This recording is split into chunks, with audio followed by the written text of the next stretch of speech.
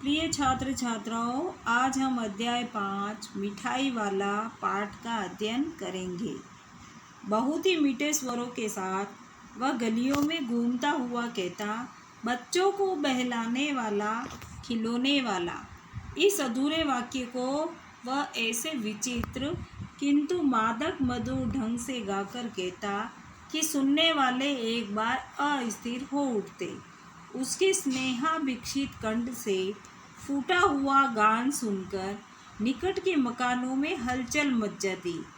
छोटे छोटे बच्चों को अपनी गोद में लिए युवतियाँ चीकों को उठाकर छज्जों पर नीचे झांकने लगती। चीकों यानी कि पर्दे, उनको उठा के वो बाहर गलियों की तरफ देखती। गलियों और उनके अंतर्व्यापी छोटे छोटे उद्यानों में खेलते और इटलाते हुए बच्चों का झुंड उसे घेर लेता और तब वह खिलौने वाला वहीं बैठकर खिलौनों की पेटी खोल देता। बच्चे खिलौने देखकर पुलकित हो उठते। वे पैसे लाकर खिलौनों का मोल भाव करने लगते। पूछते, इचका दाम क्या है? ओल उचका, यानी कि अपनी तुतलाती आवाज़ में वो उससे पूछते। खिलौने वाला बच्चों को देखता और उनकी नन्ही नन्ही अंगुलियों से पैसे ले लेता और बच्चों की इच्छा अनुसार उन्हें खिलौने दे देता। खिलौने लेकर फिर बच्चे उछलने कूदने लगते और तब वह फिर खिलौने वाला उसी प्रकार गाकर कहता, बच्चों को बहलाने वाला, खिलौने वाला।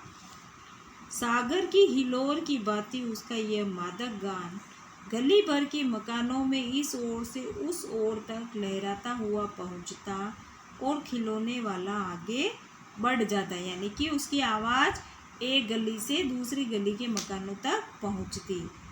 राय विजय बहादुर के बच्चे भी एक दिन खिलौने लेकर घर आए। वे दो बच्चे थे, चुन्नू और मुन्नू।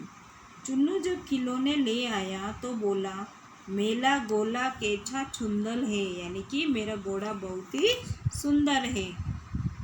मुन्नू बोला, ओल देखो मेला केचा सुंदर है, यानी कि उसने बोला कि मेरा भी कितना सुंदर है। दोनों अपने हाथी घोड़े लेकर घर भर में उछलने लगे। इन बच्चों की माँ रोहिणी कुछ देर तक खड़े खड़े उनका खेल निरखती रही, यानी कि बच्चों को देखती रही। अंत में दोनों बच्चों को बुलाकर उसने पूछा, अरे ओ चुन्नू मुन्नू, ये खिलौने तुमने कितने में लिए हैं? मुन्नू बोला, 2 पैसे में खिलौने वाला दे गया है।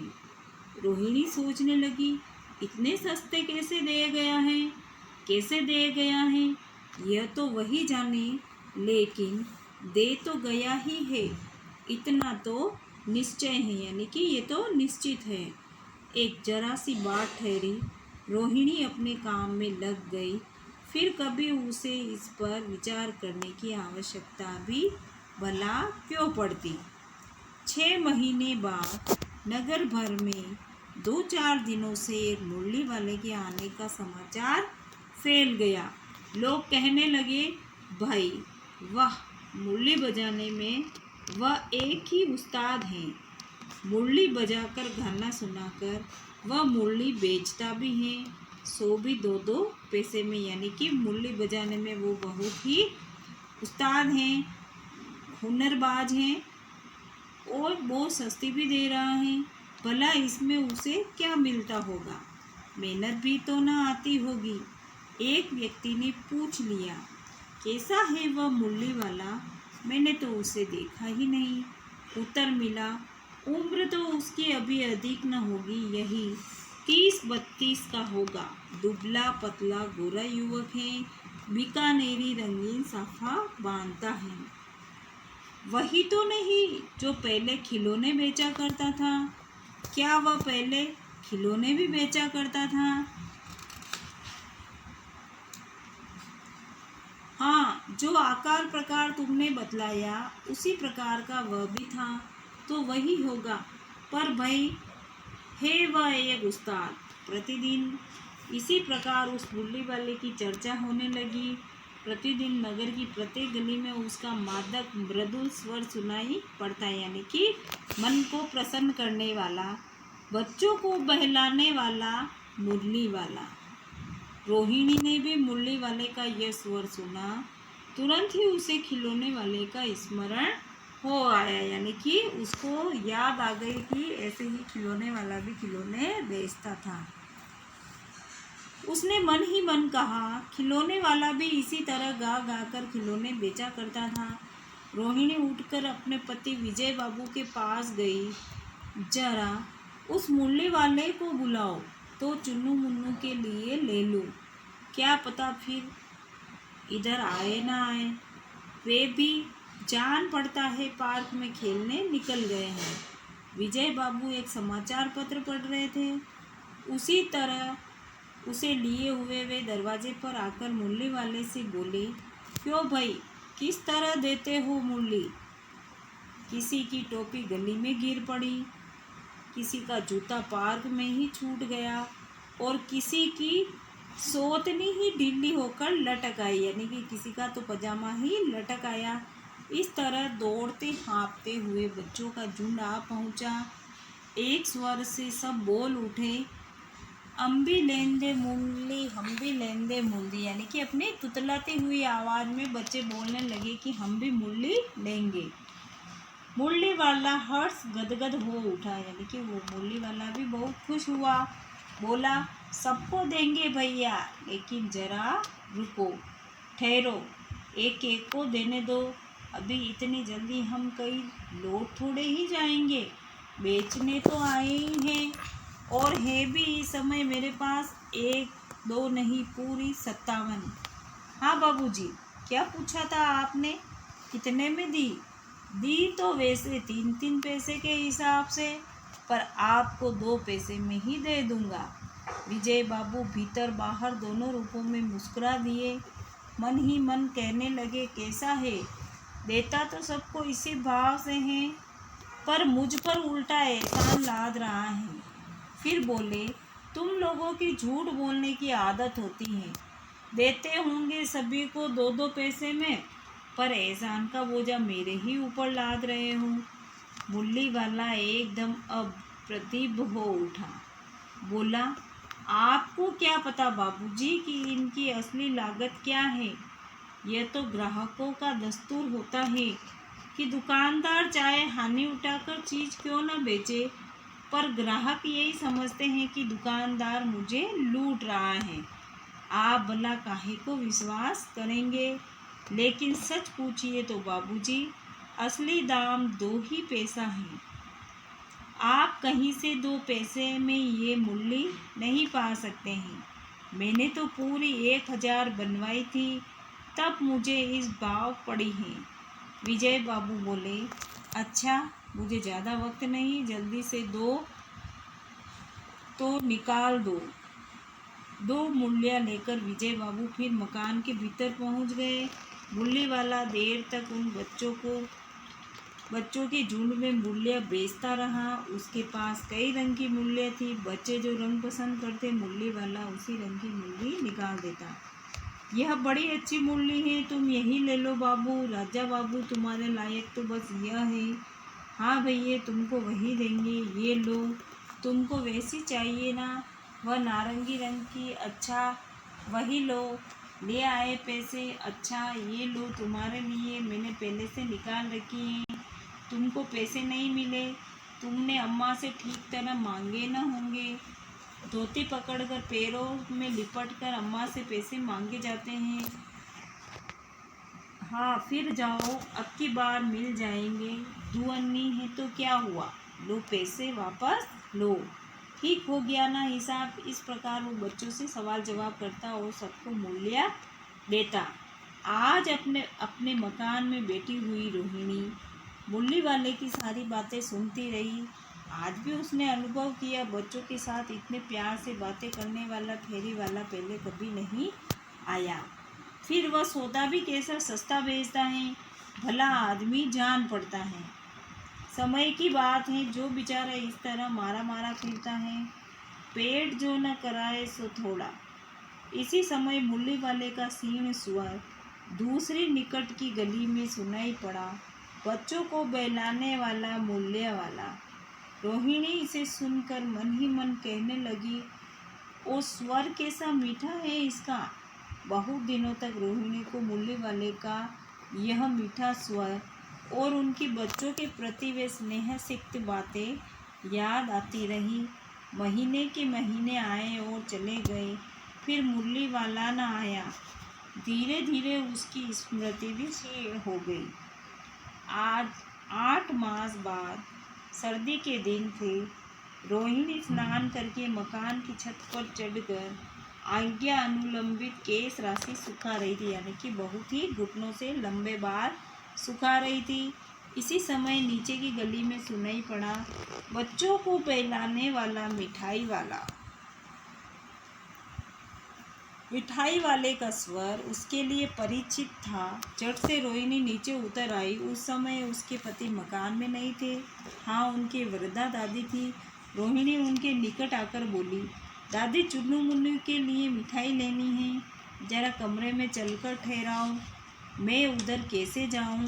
कोई आता न हो। जरा हट करके मैं भी चिक्की ओट में बैठी रहूंगी। दादी उठकर कमरे में आकर बोली, ए मिठाई वाले, इधर आना। मिठाई वाला निकट आ गया। बोला, कितनी मिठाई दूँ माँ?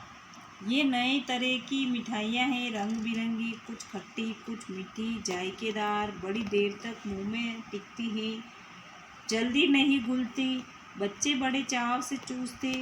इन गुणों के सिवा ये खांसी भी दूर करती है। कितनी दूर? चपटी गोल पहलदार गोलियां हैं। पैसे की 16 देता हूँ, यानी कि 1 पैसे की 16 देता हूँ।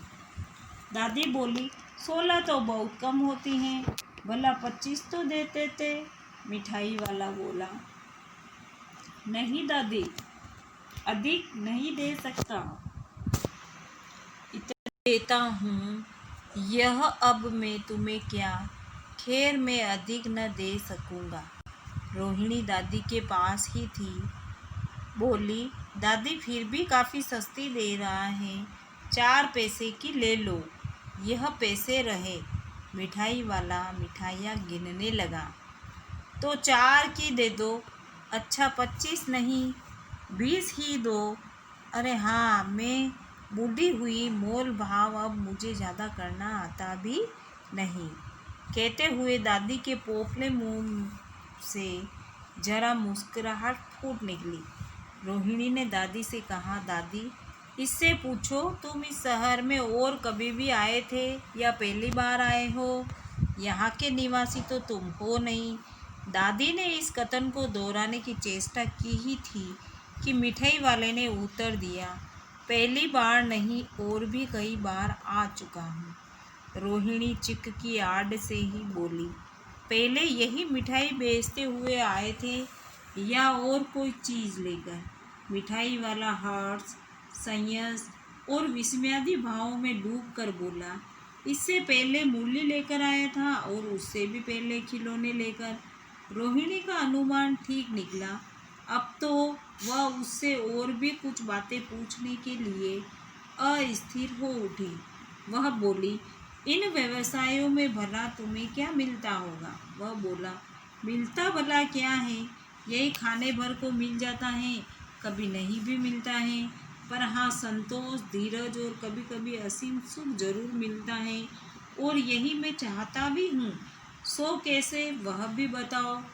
अब व्यर्थ उन बातों की चर्चा क्यों करूं, उन्हें आप जाने ही दें। उन बातों को सुनकर आपको दुखी होगा। जब इतना बताया है तब और भी बता दो। मैं बहुत उत्सुक हूँ, तुम्हारा हर्जा न होगा, यानी कि कोई दुख कम नहीं होगा।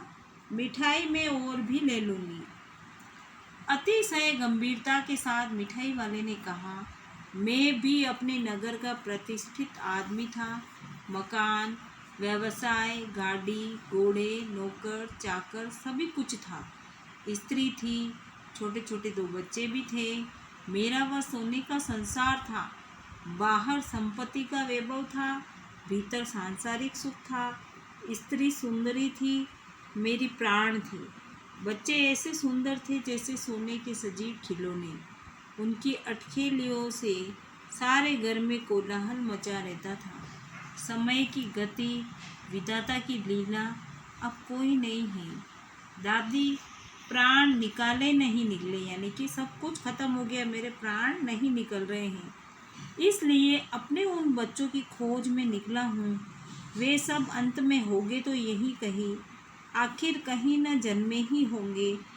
उस तरह रहता गुल गुल कर मरता, इस तरह सुख संतोष के साथ मरूंगा। इस तरह के जीवन में कभी कभी अपने उन बच्चों की एक झलक भी मिल जाती है। ऐसा जान पड़ता है जैसे वे इन्हीं में उछल कूद कर हंस खेल रहे हैं। पैसों की कमी थोड़े ही है, आपकी दया से पैसे तो काफ़ी हैं। जो नहीं है इस तरह उसी को पा जाता हूँ। रोहिणी ने अब मिठाई वाले की ओर देखा, उसकी आंखें आंसुओं से तर हैं। इस समय चुन्नू मुन्नू आ गए, रोहिणी से लिपट कर उसका आंचल पकड़कर बोले, अम्मा मिठाई मुझसे लो। यह कहकर तत्काल कागज की 2 पुड़ियाँ मिठाइयों से भरी मिठाई वाले ने चुन्नू मुन्नू को दे दी। रोहिणी ने भीतर से पैसे फेंक दिए। मिठाई वाले ने पेटी उठाई और कहा, अब इस बार ये पैसे न लूँगा। दादी बोली, अरे अरे न, अपने पैसे लिए जा भाई। तब तक आगे फिर सुनाई पड़ा उसी प्रकार मादक मृदुल स्वर में बच्चों को बहलाने वाला मिठाई वाला। धन्यवाद।